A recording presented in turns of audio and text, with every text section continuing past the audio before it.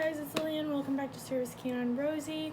I'm Lillian. I'm a service dog and training handler. My service dog and training's name is Rosie. Training Rosie. Good girl. Before we get started, yes, I know I look dead. I know I'm probably gonna be talking quiet. It's been a very bad health day today. Being stuck in quarantine, like sometimes you just have to go out, and I made the choice to go out to a store, and I went there, and that happened, and I came home, and my health very much spiraled down, psychiatric health, and having some mobility issues today, so yeah, it's not fun, but it's part of life. So yeah, it's also really cold outside today, so I had to take a break from going outside and doing some training. I had to come inside, but Rosie's really wanting to go outside, so we're gonna be going out there in a little bit. Anyway, today we're going to be talking about this thingy, this scary thing right here, these two very scary things. So for those of you who don't know, this is an e-collar. For those of you who don't know, this is an e-collar remote. E-collars are one of the most controversial tools in the dog training world, so we're just gonna kind of be talking about it today.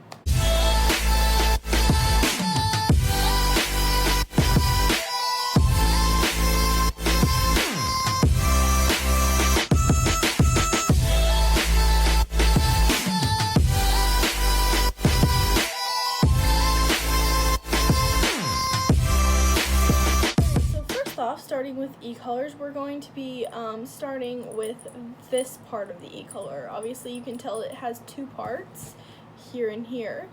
So we're going to be starting off talking about this. So before we get started, I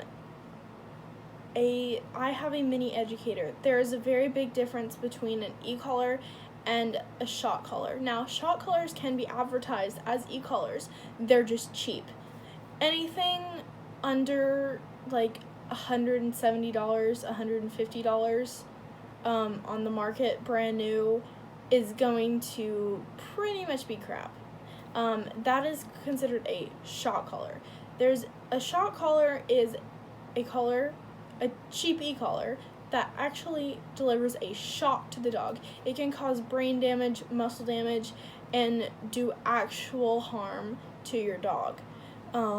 It doesn't matter how it's used, it will cause harm to your dog, and you cannot use a shock collar. Please do not use cheap e-collars. Please do not use shock collars. They're very dangerous. I try everything that goes on my dog, goes on me first.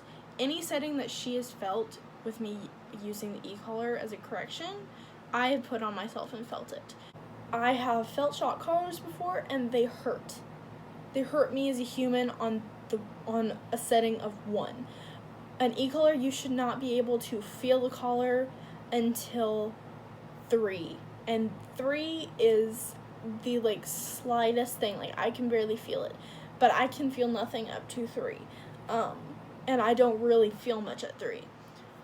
So please, before you look into an e-collar, please do not get a shock collar. Please do not get something that's advertised as a cheap e-collar. There are only really 2 brands. There is the mini educator, which is what I have and what I'm going to be explaining to you guys, and the dogtra training collar.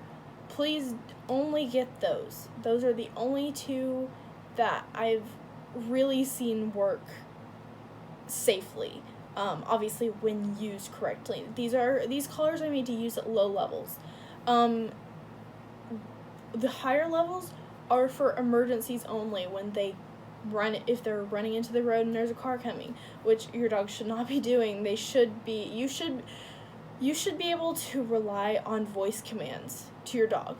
the e-collar is for corrections only if they do not listen to your voice command. And if they're not listening to your voice command, you need to go to an actual trainer, or someone who actually knows how to train dogs to get them to respond to your voice, and so you don't have to continuously use the e-collar. So now that we've got that covered, I've explained the safe e-collars to use. Yes, they're going to be expensive, but they're going to be worth it. So next we're going to be going over the parts of the e-collar. So this is my mini educator e-collar.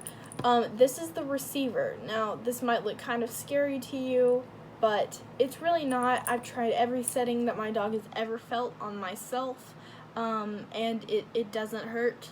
It just causes a stimulation to the muscles in the neck at the low levels. You know, if you're using high levels, anything above 40 is dangerous. You should not be using that. I believe anything from 1 to 20 is the correct amount. If Rosie's more excited, more hyper, sometimes I have to go up to 15.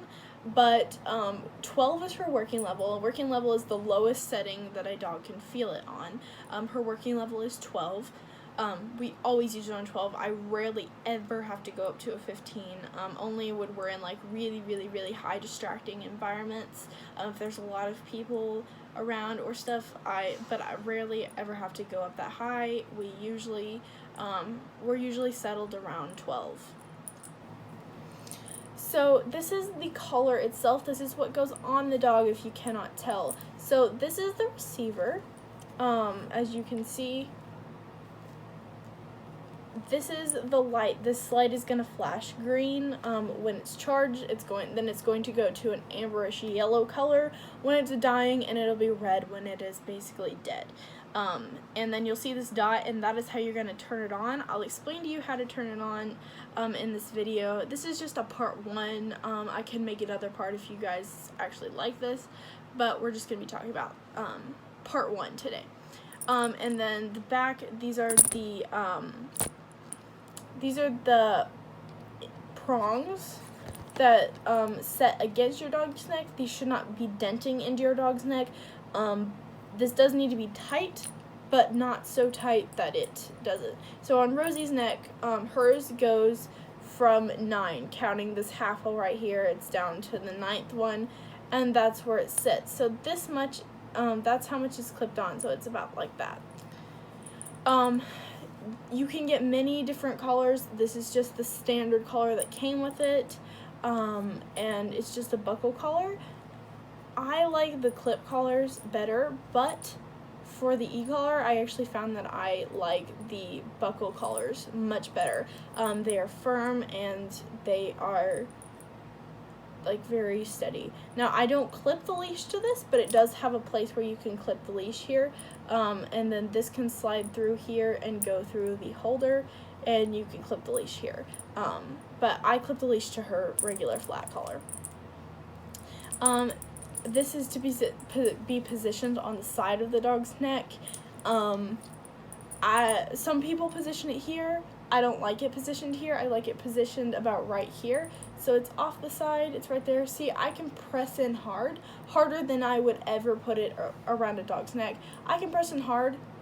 I can't even feel it, you know, and now you shouldn't be pressing this hard against the dog's neck, but what I'm saying is, like, there should be no marks like there is on mine, and I can't even feel it being pushed against my neck because of the way it's evenly placed.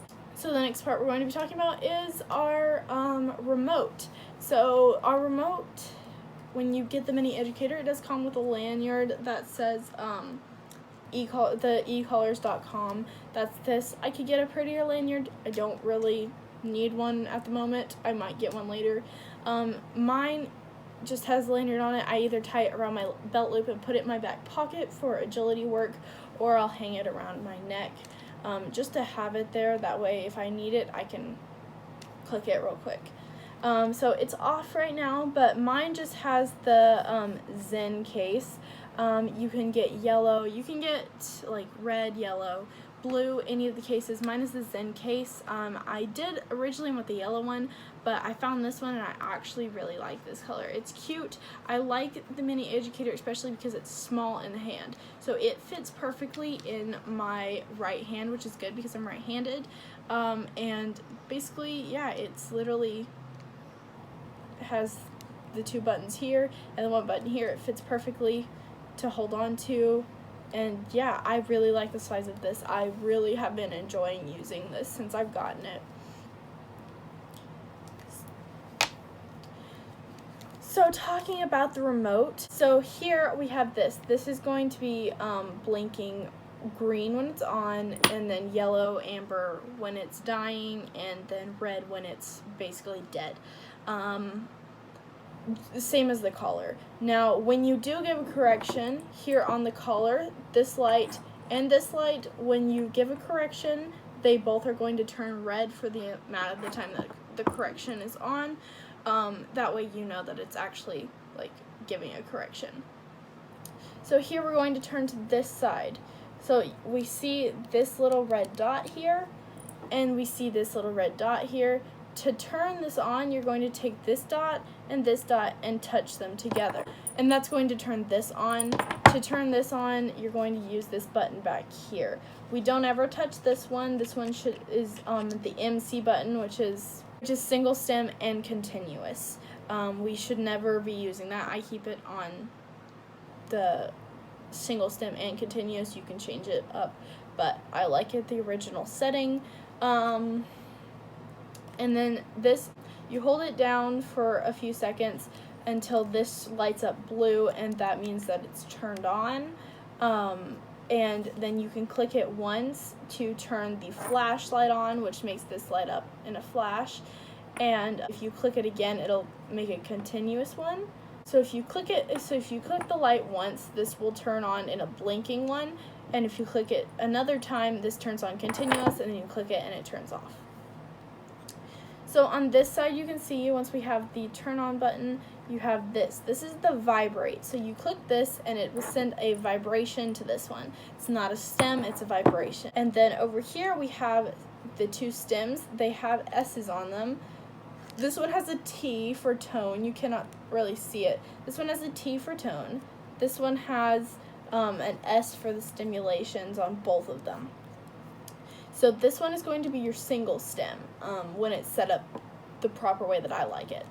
So your single stem, you're going to click this, and no matter how many times you click this, it's only going to give one stimulation for every time you click. If you hold, now this one, when you hold it down, it gives a continuous stimulation until you let off the button. I suggest only using this. I never use this. The way I was taught how to use it, the proper way to use it is you use this. And sometimes I have to use this, but it's very rare. I usually only have to tap this a couple times for a stem. So here I'm going to turn it on. So we're going to hold this button down for a few seconds, and it's going to turn this on. So you can see, it's hard to see the number, but you can see I can move it like this. This is how you change your number. So I can move it to 0, and it goes all the way up to 100, and bring it back down to 0. So you can see I can put it up to 12, well, put it to 12, that's her working level.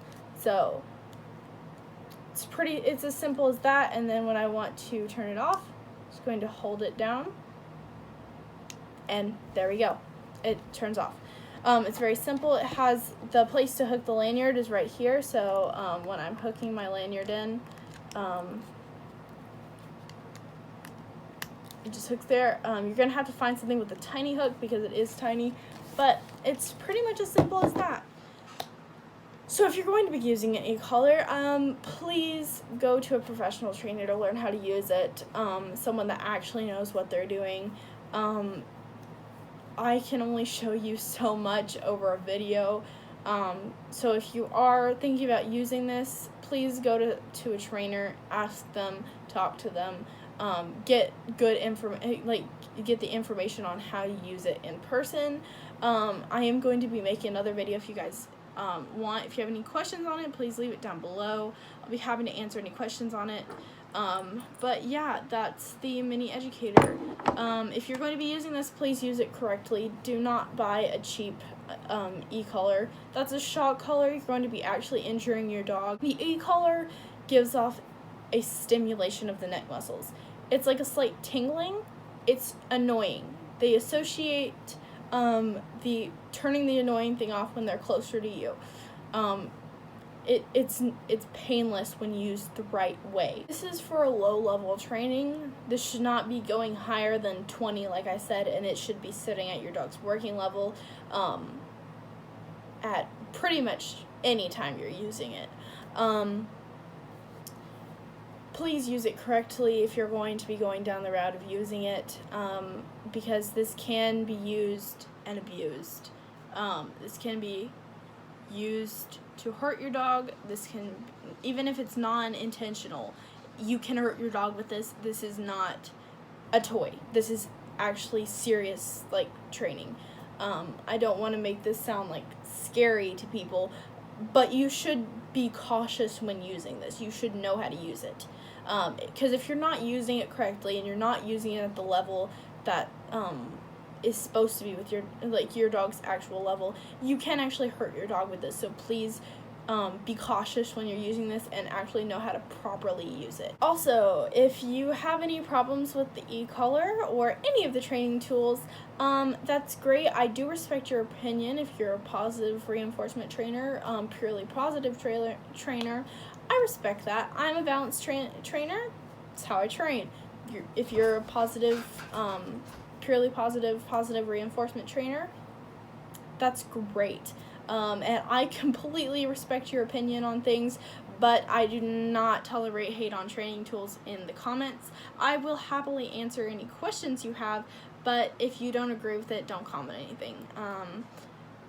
It's just the best way to save all of our mental health. But yeah,